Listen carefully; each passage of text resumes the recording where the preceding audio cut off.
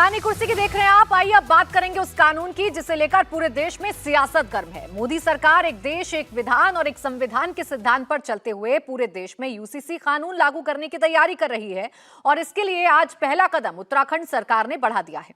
उत्तराखंड की धामी सरकार जल्द ही राज्य में यूनिफॉर्म सिविल कोड लागू करने जा रही है, जिसकी तैयारी पूरी हो गई है। थोड़ी देर पहले यूसीसी को लागू करने के लिए बनी एक्सपर्ट कमेटी ने सीएम पुष्कर सिंह धामी से मुलाकात की। एक्सपर्ट कमेटी ने आज अपनी ड्राफ्ट रिपोर्ट सरकार को सौंप दी है। ड्राफ्ट रिपोर्ट की समीक्षा के बाद धामी सरकार विधानसभा सत्र में विधेयक लाएगी। विधेयक पास होने के बाद राज्यपाल को भेजा जाएगा, जहां से मंजूरी मिलने के बाद ये अधिनियम बन जाएगा। यानी पहला ऐसा राज्य है उत्तराखंड बन जाएगा। 2022 के चुनावों में इसका ऐलान किया गया, इसे घोषणा पत्र में लाया गया और अब इस पर तेजी से काम किया गया। कमेटी का गठन किया गया। कमेटी ने अपनी जो रिपोर्ट है वो अब सीएम को सौंप दी है। अब इसे विधानसभा में लाया जाएगा, इसे कानून बनाया जाएगा। ये अब उत्तराखंड में होता हुआ कम से कम नजर आ रहा है।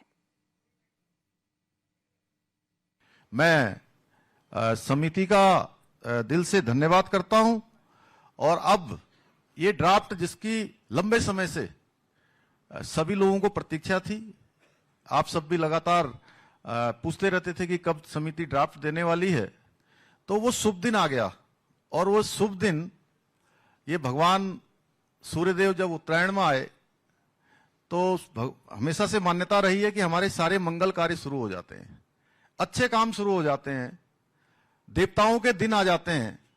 और ये देवताओं के दिन प्रारंभ हो गए।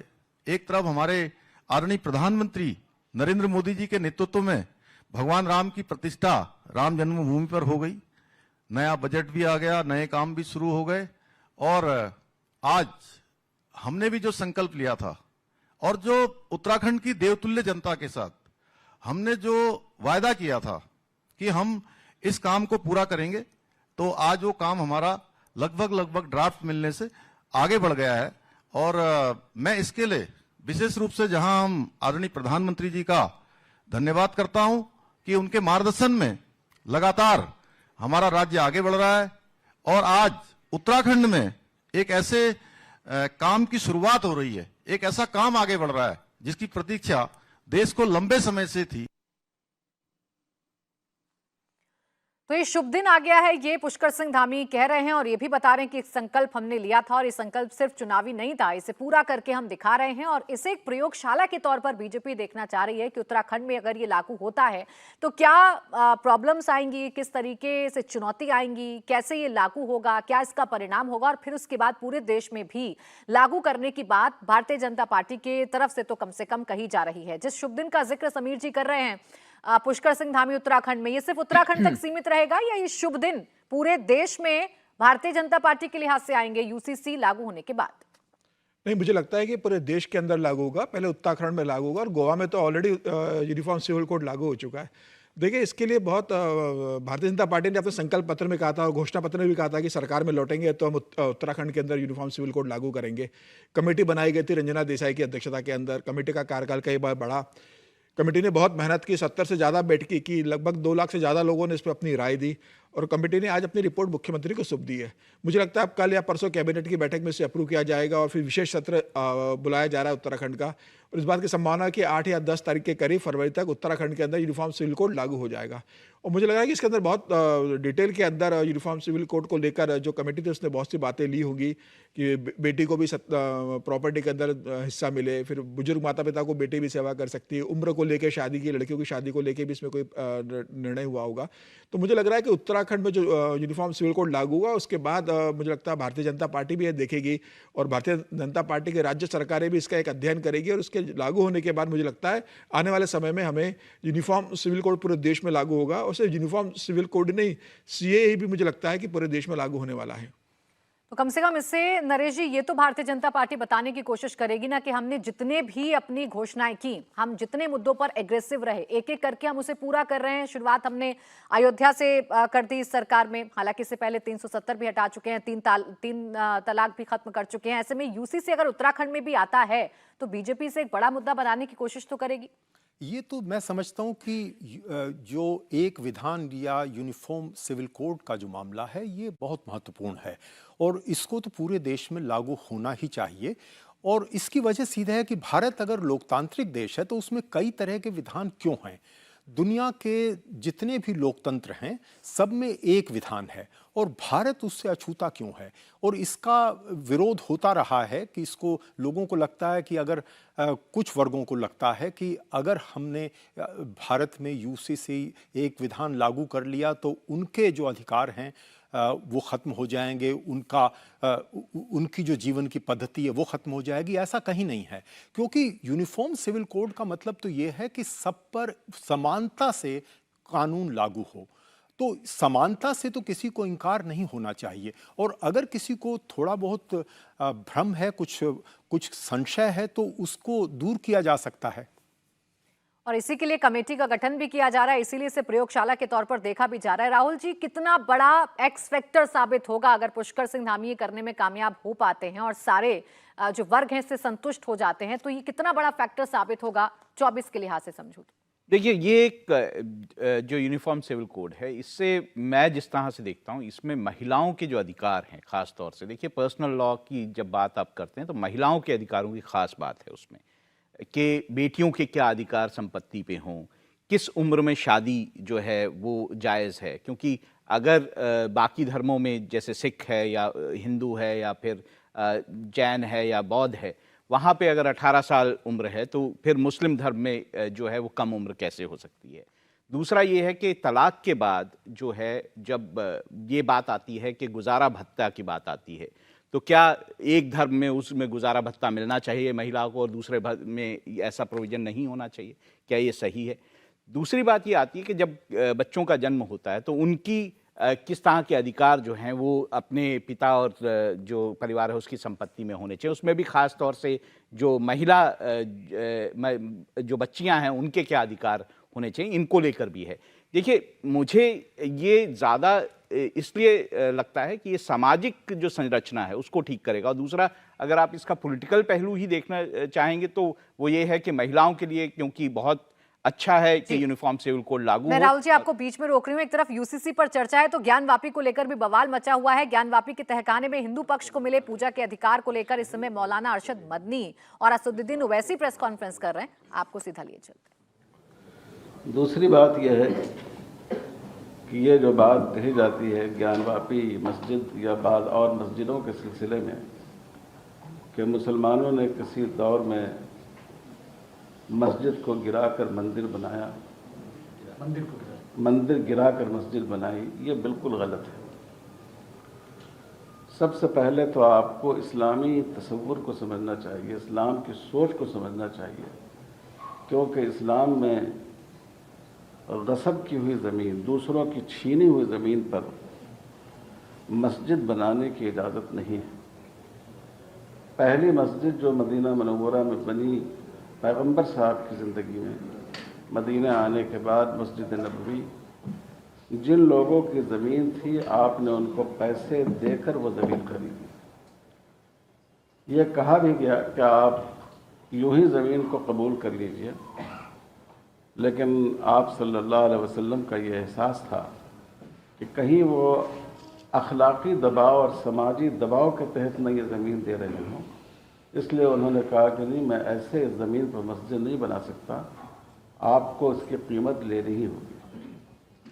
तो जाहिर है कि मस्जिद लोग बनाते हैं सवाब के लिए, जो काम इस्लाम में सवाब का हो ही नहीं, कि ज़बरदस्ती किसी के घर पर हम कब्ज़ा कर लें, किसी की इबादतगाह पर कब्ज़ा कर लें, किसी की ज़मीन पर कब्ज़ा करके उसको मस्जिद डिक्लेयर कर दें।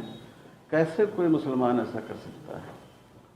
इसलिए इस बात को अच्छी तरह समझने की ज़रूरत है कि इस्लाम इसकी इजाज़त ही नहीं देता। मस्जिद तो अलग बात है, हमारे जो इस्लामी कानून के माहिरीन हैं उन्होंने लिखा है कि अगर किसी की ज़मीन पर बिला इजाज़त ज़बरदस्ती हम वहाँ नमाज़ पढ़ने लगें, आदमी यूं ही नमाज़ पढ़ ले, तब भी इसकी किसी ख़ास शख्स की मिल्कियत में की ज़मीन पर उसकी इजाज़त के बग़ैर, तब भी ये एक नापसंदीदा अमल है।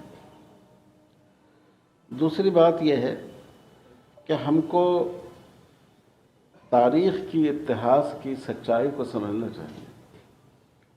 आप जानते हैं कि इस मुल्क में अंग्रेज़ आए और उन्होंने अपनी हुकूमत को मुस्तहकम करने के लिए लड़ाओ और हुकूमत करो इस पॉलिसी पर अमल किया। जब 1857 में उन्होंने देखा कि एक खुदा की इबादत करने वाले और बहुत से देवियों और देवताओं की पूजा करने वाले दोनों एक सफ में खड़े हुए हैं अंग्रेज़ों के ख़िलाफ़, तो उन्होंने बाज़ाब्ता ये पॉलिसी बनाई कि हिंदुस्तान की तारीख़ को, यहाँ के इतिहास को ऐसा रंग दिया जाए जिससे जो दो बड़ी कौमें हैं यहाँ की, हिंदू और मुसलमान, उनके दरमियान आपस में दूरियां पैदा हो जाएं। ये मैं कोई अंदाजे की बात नहीं कह रहा हूँ, उस ज़माने की का रिकॉर्ड मौजूद है, उस ज़माने की गवर्नमेंट के जो नुमाइंदे थे उनकी तहरीरें मौजूद हैं, और जो अंग्रेज़ इतिहास लिखने वाले लोग हैं उनकी तहरीरें मौजूद हैं। तो हमें ये बात समझनी चाहिए कि ये हिंदुओं और मुसलमानों के दरमियान नफ़रत पैदा करने के लिए एक अफसाना घड़ा गया है, एक तारीख़ ऐसी लिखी गई कि जिससे आपस में दूरियां पैदा हो जाए। वरना आप देखिए हिंदुस्तान में जितने पुराने मंदिर हैं, हज़ारों साल से हैं हमारे हिंदू भाइयों के मुक़द्दस मकामात, कई मुसलमान ख़ानदानों की हुकूमतें आई और गई, कभी किसी ने उसकी एक ईंट खुड़चने की कोशिश नहीं की। तो अगर मुसलमानों की ये सोच होती कि हम दूसरों की इबादतगाह पर ज़बरदस्ती कब्ज़ा करके उसको मस्जिद बना लें, तो क्या ये मंदिर मौजूद होते, ये दूसरी इबादतगाहें मौजूद होती? तो इसलिए हमें यह बात समझनी चाहिए कि न इस्लामी सोच के लिहाज से यह बात दुरुस्त है और न तारीख़ के एतबार से यह बात दुरुस्त है। ये एक ऐसा इतिहास है जिसको लोगों ने घड़ा है। तीसरी बात हम ये कहना चाहते हैं कि कोर्ट ने इस वक्त जिस जल्दबाजी में फैसला किया और उसमें पूजा की इजाज़त दी, दूसरे फरीक को बहस का मौका भी नहीं दिया गया। ये बात बहुत ही, इसकी वजह से अदालतों और जो इंसाफ देने वाले इदारे हैं उनके भरोसे को चोट पहुंची है। जो अक़लियतें हैं, माइनॉरिटीज़ हैं, वो महसूस कर रही हैं कि कहीं ऐसा तो नहीं है कि अदालतों ने अक्सरियत के लिए और अक़लियत के लिए अलग अलग पैमाने मुकर्रर कर दिए हैं। इसकी मिसाल बाबरी मस्जिद का फ़ैसला है। बाबरी मस्जिद के फ़ैसले में कोर्ट ने इस बात को माना है कि इस मस्जिद के नीचे कोई मंदिर नहीं था, मंदिर तोड़कर मस्जिद नहीं बनाई गई। ये दोनों बातें फैसले में मानी गई। तो सैफुल्लाह रहमानी को आप सुन रहे हैं, all India Muslim personal law board के अध्यक्ष हैं। कह रहे हैं कि जो कुछ ज्ञानवापी में हो रहा है उसे देखकर सदमा पहुंचा हुआ है। साथ ही ये भी कह रहे हैं कि ऐसा नहीं है कि मंदिर तोड़कर मस्जिद बनाई गई है। साथ ही कोर्ट पर भी प्रश्न चिन्ह लगाते हुए नजर आ रहे हैं और यही नैरेटिव हर्षवर्धन जी मुस्लिम पक्ष में फैलाने की कोशिश भी की जा रही है। अभी तक सरकारों पर निष्पक्ष होकर काम ना करने का आरोप लगाया जाता था, अब कोर्ट को भी इसी लड़ाई में घसीटा जा रहा है। देखिए, मुझे लगता है कि सबसे खतरनाक काम ये लोग अब कर रहे हैं। और all India Muslim personal law board कभी भी मुसलमानों के लिए किसी ढंग के काम में साथ खड़ा हुआ हो, कोई आंदोलन किया हो उनकी बेहतरी के लिए, उनकी तालीम के लिए, उनकी लाइफस्टाइल बेहतर करने के लिए, हमने अलग अलग समय पर जो रिपोर्ट्स आई उसमें देखा कि किस तरह से मुसलमानों की हालत खराब होती रही। यहां तक कि मुस्लिम महिलाओं की बेहतरी के लिए आज तक वो खड़े नहीं हुए। और हम अभी जिस खबर से इस खबर पर आए हैं, यानी समान नागरिक संहिता, तो भैया क्या है, मुसलमान 4 शादी कर लेगा, इसी के लिए सारी लड़ाई लड़ रहा है और उसके लिए मुस्लिम पर्सनल लॉ बोर्ड है। मतलब ये सचमुच कमाल की बात है कि पर्सनल लॉ बोर्ड या तो हिंदू मुसलमान को सामने खड़ा कर देता है या मुस्लिम महिलाओं के अधिकार छीन रहा होते हैं तो वो कहता है कि नहीं नहीं हमारा शरीयत लागू करो। और उत्तराखंड तो अभी लागू करने जा रहा है, गोवा में तो 1867 से यही कानून लागू है, वहां किसी को कोई दिक्कत नहीं। मुझे लगता है कि इस देश में बहुत सी चीजें, और मैं बार बार इसीलिए कहता हूं, दोहराता रहूंगा कि सेकुलरिज्म फ्रॉड तरीके से लागू किया गया कि आप बहुत सी चीजों पर बातें ही नहीं कर सकते। आप बात करेंगे तो आपको कम्युनल कह दिया जाएगा। अब देखिए, जो काम अरशद कर रहे हैं ये मुस्लिम पर्सनल लॉ बोर्ड के, ये कह रहे हैं कि बहुसंख्यक और अल्पसंख्यक के लिए क्या न्याय देने का तरीका न्यायालयों में अलग अलग हो गया है।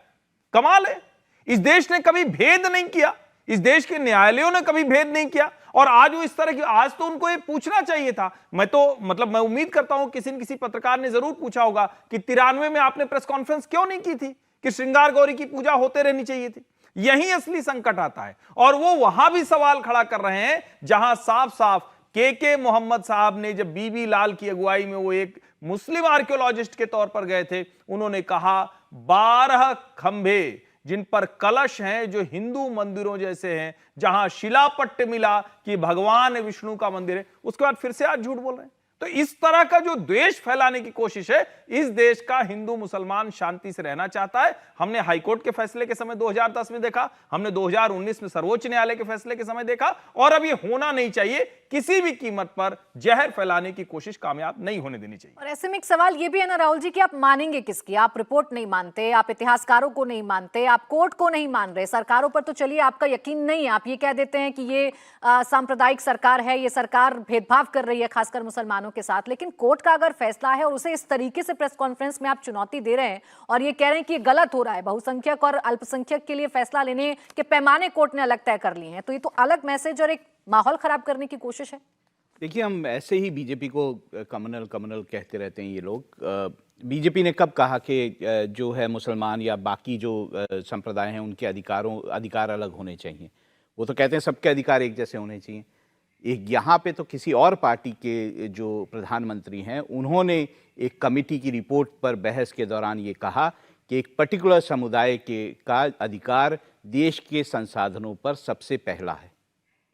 ऐसा तो बीजेपी ने कभी नहीं कहा कि बीजेपी नरेंद्र मोदी ने ये कहा हो कि नहीं, जो हिंदू हैं उनका अधिकार इस देश के संसाधनों पर पहला है।